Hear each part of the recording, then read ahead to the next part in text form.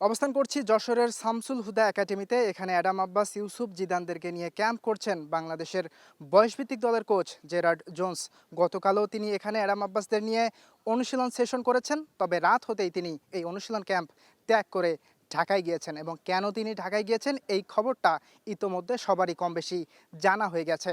সকাল সকাল Gerard Jones তার সামাজিক যোগাযোগ মাধ্যমে একটা পোস্ট করেন। তিনি অনেক ভীত, তার মনটা অনেক খারাপ, কারণ তিনি এখন পর্যন্ত তার বেতনটা পাননি। তার কাছে কোনো টাকা নেই। তার ফ্যামিলিকে তিনি খাওয়াবেন, তার স্ত্রী সন্তান রয়েছেন দেশে, তার দেশে, সেখানে তাদেরকে টাকা পাঠাবেন, সেরকম সেই অর্থটাও তার কাছে নেই। এবং তিনি বেশ মন খারাপ, বেশ দুঃখ নিয়ে কিন্তু এই পোস্টটা করেন। এবং এর কিছুক্ষণ পরে তিনি একটি ভিডিও বার্তা দেন তার সেই নিজের যে পেজ সামাজিক যোগাযোগ মাধ্যম, সেখানে সেখানে তিনি আরও বিস্তারিতভাবে বলেন যে তিনি একেবারে ভেঙে পড়েছেন, তিনি একেবারে হতাশ। শুধু তার সাথেই নয়, এখানে আরও কোচিং স্টাফে তার সাথে আরও দুজন বিদেশি কোচ রয়েছেন, সবার সাথে, অর্থাৎ তিনি ৩ জনের কথাই উল্লেখ করেছেন যে সবার সাথেই এরকমটা ঘটছে, তারা কেউই আসলে বেতনটা ঠিকঠাকভাবে পাচ্ছে না। তিনি আরেকটা ব্যাপার এখানে উল্লেখ করেছেন যে তার সাথে একটা মিসকমিউনিকেশন হচ্ছে। আর এরপরে এবার বলেছেন যে তার সাথে আসলে কোনো রকম কমিউনিকেশনটাই হচ্ছে না। এখানে তিনি সরাসরি অভিযোগটা করেছেন ওই বাফুফের দিকেই। তিনি বলছেন যে এখানে একটা ভুল বোঝাবুঝি টাইপের কিছু একটা কমিউনিকেশন হচ্ছে, মিসকমিউনিকেশন, যার কারণে তার বেতনটা হচ্ছে না। এবং তিনি যেটা বলছেন যে তিনি নিজেকে ধ্বংস করে ফেলেছেন, তিনি তার পরিবারকে ধ্বংস করে ফেলেছেন, তিনি তার পরিবারকে বিপদের মুখে ঠেলে দিয়েছেন।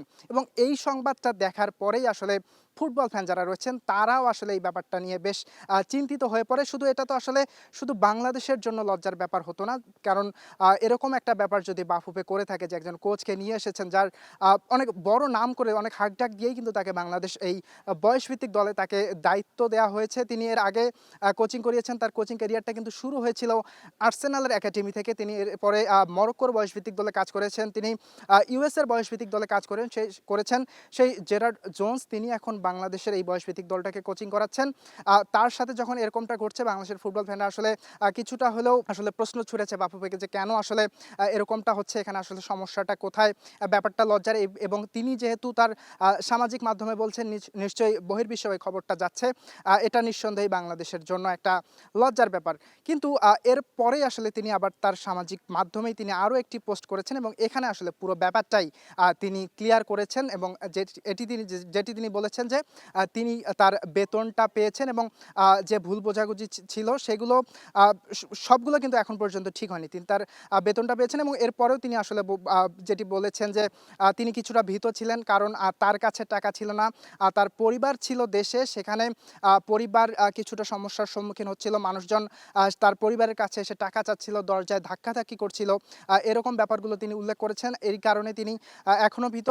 তিনি এরকমটাও আরও জানিয়েছেন যে আসলে তার সবগুলো প্রশ্নের উত্তর বা সবগুলো যে সমস্যার সমাধান সেটা তিনি আসলে পাননি। বাফুফের সাধারণ সম্পাদক ইমরান হোসেন তুষার তিনি যেরকমটা জানিয়েছে যে তার সাথে চুক্তি ছিল যে ১০ তারিখের মধ্যেই বেতনটা যাবে। তিনি যেহেতু তার এই চুক্তির সাথে তিনি তার বরখেলাপটা করেছেন, তিনি চুক্তির আগেই এভাবে সামাজিক মাধ্যমে অভিযোগ জানিয়েছেন। পুরো বাংলাদেশ জেনেছে, বিশ্ব মহলে এই খবরটা ছড়িয়ে পড়েছে। তার বিরুদ্ধে কিন্তু ব্যবস্থা নেওয়া হবে, এই কথাটাও কিন্তু তিনি জানিয়েছেন। তার সাথে আমার কন্ট্রাক্ট হচ্ছে ১০ তারিখের মধ্যে পেমেন্ট দিতে হবে তাকে, জি। প্রতি মাসে। তো আমি ১০ তারিখের মধ্যে তার অ্যাকাউন্টে টাকা ঢুকে গেছে। টাকা তো ঢুকছে? সেই কথা তো বলতেই পারে না। তো সে আমাদের চুক্তি ভঙ্গ করছে। আমিও মানে আমাদের উচিত হচ্ছে হলো তার এগেইনস্টে ব্যবস্থা নেওয়া। তিনি যদি তার বেতনটা ঠিকঠাক পেয়ে থাকেন, এটা নিশ্চয়ই একটা ভালো খবর। এবং এর পরবর্তী পোস্টের শেষের দিকে তিনি যেটা উল্লেখ করেছেন যে তিনি এখন শুধু তার নিজের কাজে, যে কাজটা তার নিজের কাজ, সেটাতে তিনি মনোযোগ দিতে চান। কারণ বাংলাদেশের খুবই গুরুত্বপূর্ণ একটা টুর্নামেন্ট, এশিয়ান কাপ কোয়ালিফায়ারের যে ম্যাচ খেলবে বাংলাদেশ উজবেকিস্তানে ৩১ আগস্ট থেকে, সেটার জন্য খুব জোরালোভাবেই প্রস্তুতি নিচ্ছে। এখানে আমরা গতকালও তার সাথে কথা বলেছিলাম, তিনি আমাদেরকে জানিয়েছেন যে বেশ জোরালো প্রস্তুতি নিচ্ছেন, সবকিছুই ঠিকঠাক, তিনি আত্মবিশ্বাসী।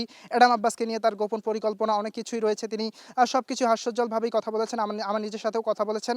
কিন্তু তার মধ্যে যে এরকম একটা সমস্যা বা সবকিছু ছিল সেটা আসলে টের পাওয়া যায়নি, রাতেও টের পাওয়া যায়নি। সকালবেলা তিনি আসলে এখান থেকে তিনি রাতেই ক্যাম্প থেকে ঢাকার উদ্দেশ্যে চলে যান এবং ঢাকায় গিয়ে আসলে তার যে সমস্যাগুলো ছিল সেগুলো আসলে সমাধানের চেষ্টা করেন এবং এরপরে তিনি আসলে ফেসবুকে ব্যাপারগুলো জানান এবং এই ব্যাপারগুলো আসলে সবাই জেনে গেছে। তবে এখানে কিন্তু জেরার্ড জোন্সকে নিয়েও কিন্তু একটা প্রশ্ন তোলা যেতে পারে। বেতনাদি বা যেকোনো সমস্যা নিয়ে তিনি কি আসলে সরাসরি বাফুফের সাথে বা এই ব্যাপারগুলো আসলে গোপনীয়তা রক্ষা করেও আসলে বাফুফের সাথে তার যে ডিলগুলো সেগুলো করতে পারতেন কিনা? যেহেতু তিনি তার বেতনটা আসলে শেষ পর্যন্ত পেয়েও গিয়েছেন।